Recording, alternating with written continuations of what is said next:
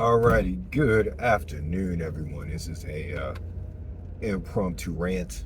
I'm sort of rant, just a question about gaming. As much as I love video games, and the fact that I've literally my earliest memory is playing Combat on the Atari 2600. So this is circa 1982-ish, 83 is maybe earlier. I don't know, but suffice to say, I've been gaming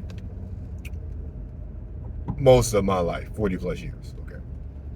So with the leak of the Insomniac and Sony information over the past couple of days, one of the things is just glaringly apparent. AAA games can't cut it. Spider-Man 2, according to documents, cost $315 million, I think it was. That's more than Spider-Man No Way Home. How much that movie cost to make. That seems utterly ridiculous to me as a layman person. Again, not being a developer, not understanding the sort of man hours that it takes to really develop, polish, and ship a game of the magnitude of Spider-Man 2 running on PS5. It still seems a bit extreme, though. It still seems like it's an awful lot of money for a video game. And then even selling them at $70 a pop, Sony would have to sell 4.5 million copies of that game. Now, I don't remember how many the first Spider-Man sold, but I think it was maybe 7-ish. But the first Spider-Man game only cost $100 million. And they sold that at $60 a pop. It just seems to me that something's got to give, whether it's going to be how much we as consumers pay for games, for new games, or developers change their practice with regards to how these AAA games are developed to offset the cost more, or somehow pass along to the consumer in different ways. One of the things Spider-Man 3 was rumored, based on the leaked documents, was that it was going to be split up into 3 parts. So the same, say, $300 million development, you split that game up into 3 parts. So let's say Spider-Man 3 would be 30 hours. So each game would be 10 hours a pop. And then they would charge a full $70 for each one of those games.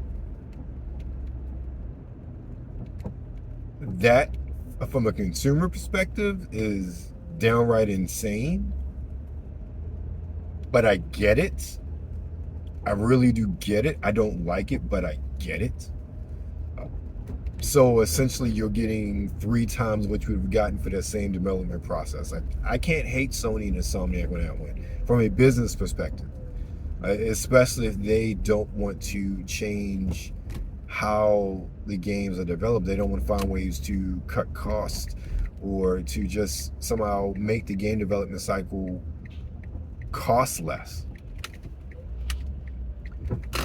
It's really baffling, and something's going to break in this system.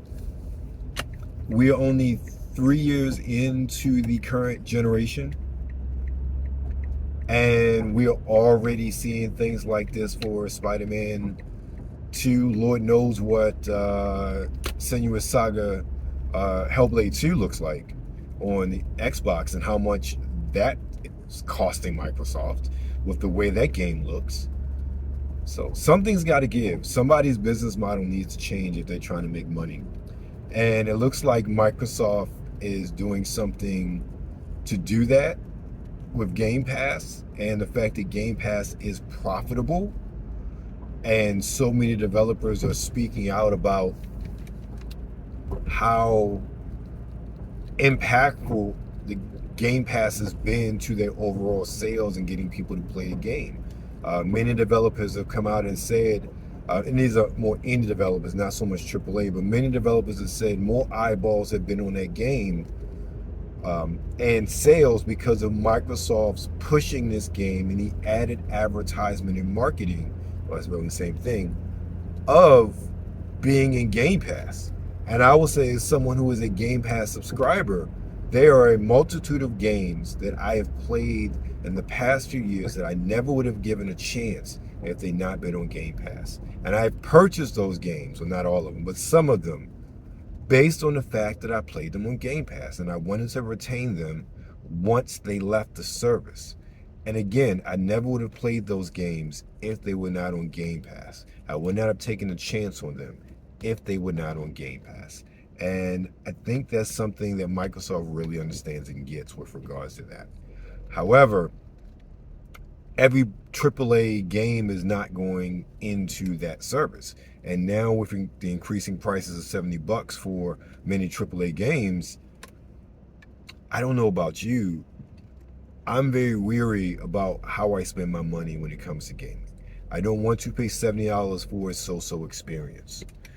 Or experience where I felt like, oh, this isn't $70 worth. And I've heard many people who who are fans of Spider-Man 2, who say, outside of the graphically speaking, they don't understand the $10 increase with regards to game quality, as well as the $315 million price tag that it cost to develop that game compared to the $100 million for Spider-Man 1. So that's, again, I'm not a PlayStation owner. I haven't played it, so I don't have an opinion on it. But these are people who played the game, who love the game, who ask those questions because they are consumers of said game. I really think that within the next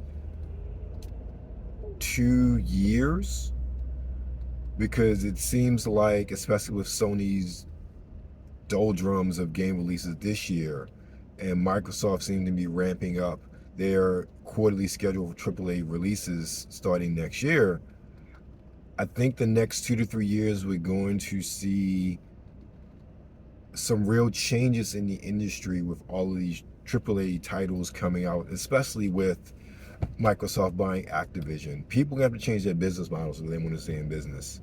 And I think Microsoft is at the forefront of that, especially considering Sony's own leaked documents pretty much said that, hey, our business model is archaic and it's not going to last long. And I'm paraphrasing, but that's what a lot of their documents said with regards to Microsoft and their business model, how they're changing the game. So I think the next 2 to 3 years are going to be really crucial for gaming and the evolution of gaming and the cost of playing games. Because I don't think any of us want to go back to the Nintendo 64 era and the cartridge-based era where you had games that were $80 at times. It was really quite ridiculous when you think about it by today's standards, but they were games for the 64, for the Super Nintendo, they were higher than average price. And the fact that we paid $80 for a Super Nintendo game, Nintendo 64 game at times, is quite ridiculous by today's standards. But we did it, and I don't think any of us want to go back to a time where game prices fluctuate, where one game is 40, standard AAA games, where your base price is $59.99, they can go all the way up to close to $100. I don't think anybody wants to pay $100 for a game unless it's a special edition. So 2 to 3 years, we need to see some big changes in gaming for it to be sustainable, or in my opinion, we might see another crash, if not even worse, consolidation. Consolidation that was really going to impact the consumer. But we shall see. Webster Style, out.